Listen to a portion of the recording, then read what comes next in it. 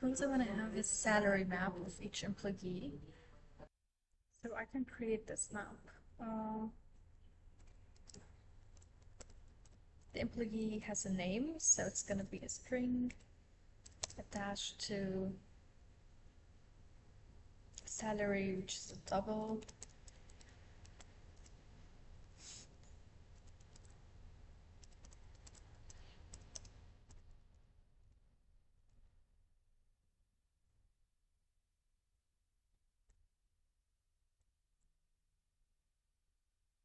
Let's put a few values.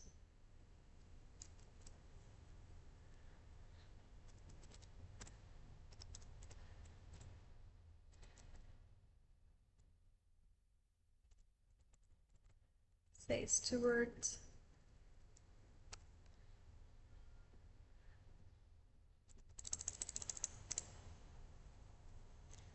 Has a salary of 2,000.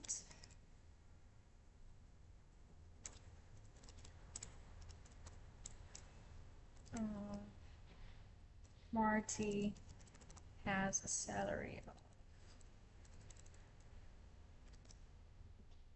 1,550.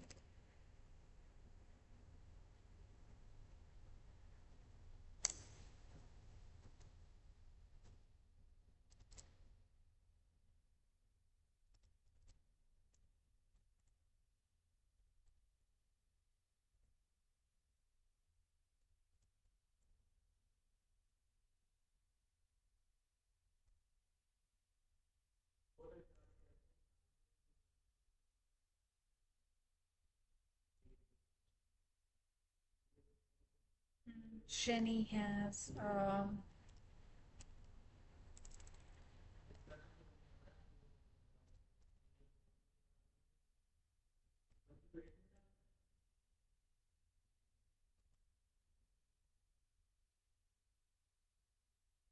and now let's print this.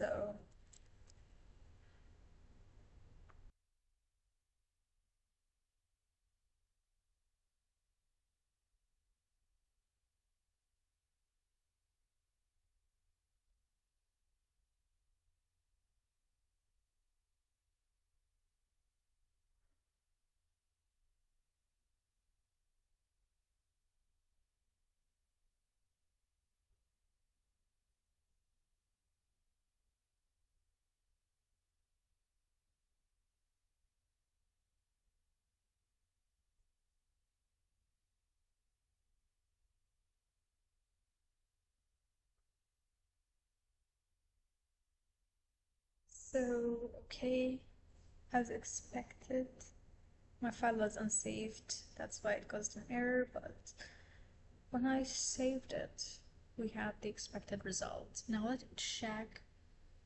I'm gonna write a code to check whether Jenny exists in the records.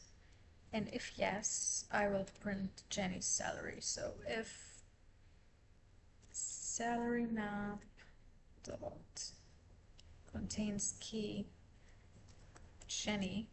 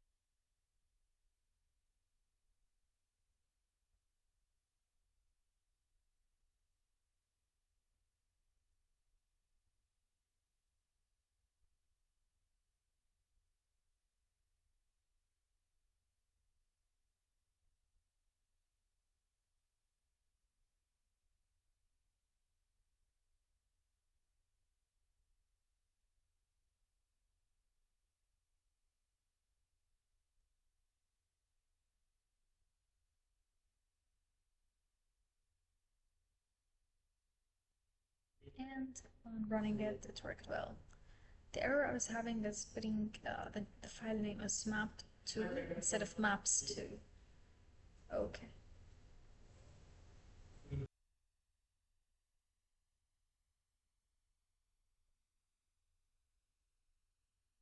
Now, this is what a map looks like, but one thing to note is that a map is that a set can be defined in terms of a map as a key set where the values in the set are the keys of this map that we're redefining, and then the values are Boolean. So if the key is present, you'll have a true. If the value is present in the set, you'll have true. Oh, the key will always be here.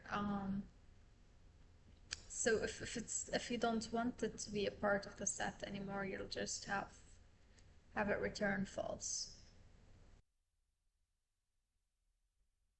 Apologies, if you don't find a key here, you'll have it return false. If you do find the key, you have it return true. Okay. Remember the exercise we had about mapping each word in a doc to the number of times it occurs? We can now solve it in order and time simply by using a map. So we want to map a word to its count, so a string to integer, and let's call it word count equals q hash map. Okay, so first I'm going to have a scanner, call it input,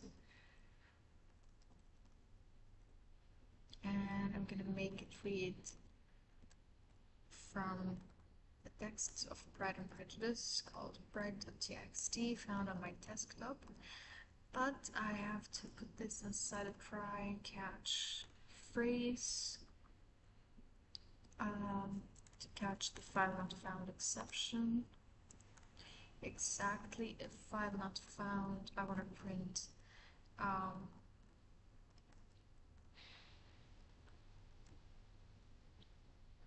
file doesn't exist. Okie dokie. And let's put this inside a try phrase. Oh shit, did I just delete it?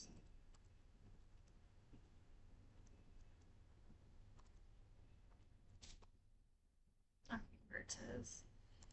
After doing that, I'm gonna loop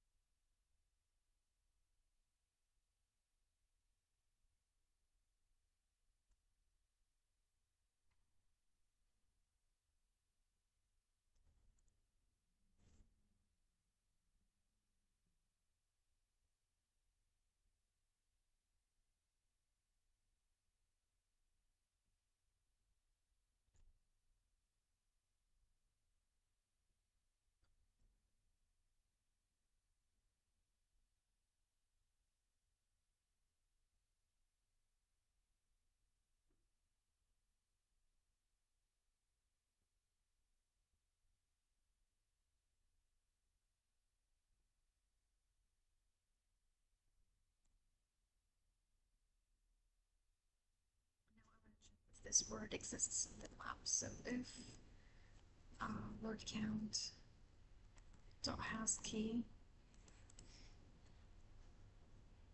contains key word, I'm gonna get the count, so int count is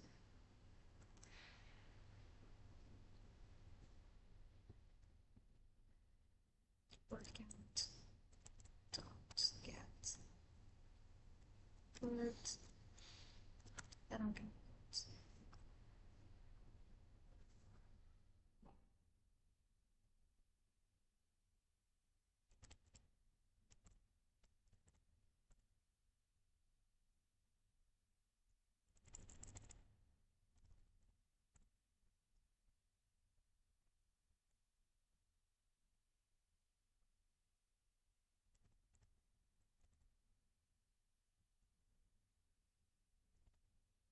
If it's occurring for the first time, I just put a count of 1. And after we're done with that, after we're done with the while loop, I could just close the scanner, so input on close. Alright. I'm not sure if this int here is gonna give me an error because I put an integer. Let's check.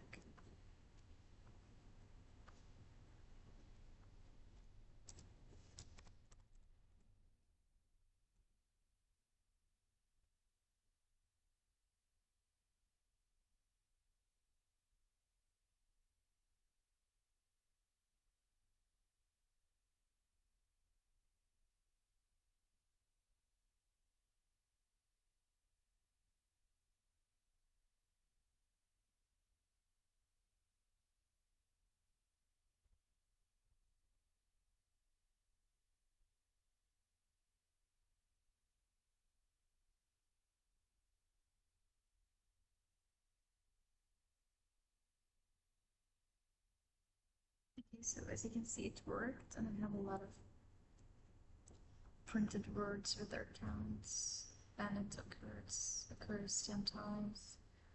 Chapter 2, 2. Okay. This doesn't include, of course, the entire novel, just like a small part of it, that's fine. We don't have a lot of occurrences. Okay. I can do one thing here. One cool thing is, instead of printing them all, I can have a scanner called console.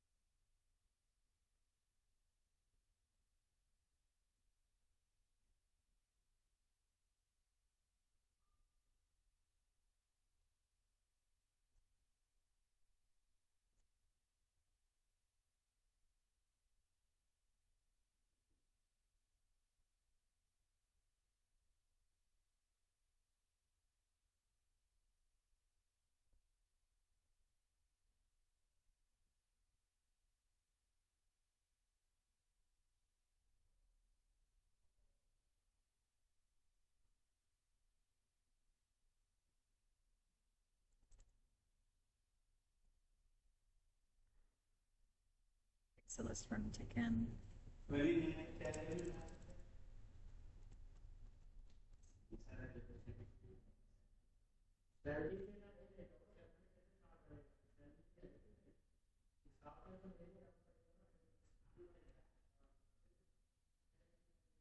it just worked. Good. Now, suppose I want to make a new map called pages.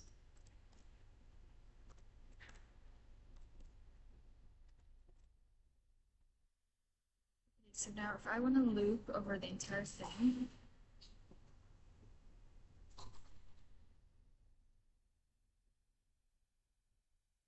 I can use the for each loop. So for spring, name, ages, dot, key set. I want to print out every name with and their age, so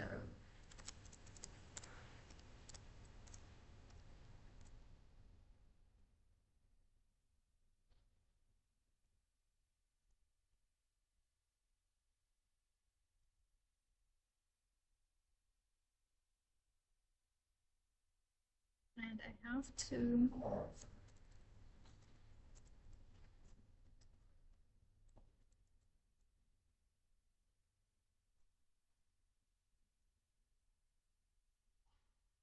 loop over the key set. Let's see. Um, so for each loop from the key set. Okay, let's try print it out.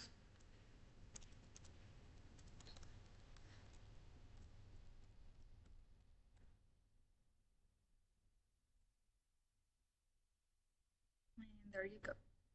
So this is the looping over the key steps, so you can get from a key to a value all the time, but there's no way to get from a value to a key. There's no easy way to do so. So it's a one-directional thing. Okay, so this is it for this video.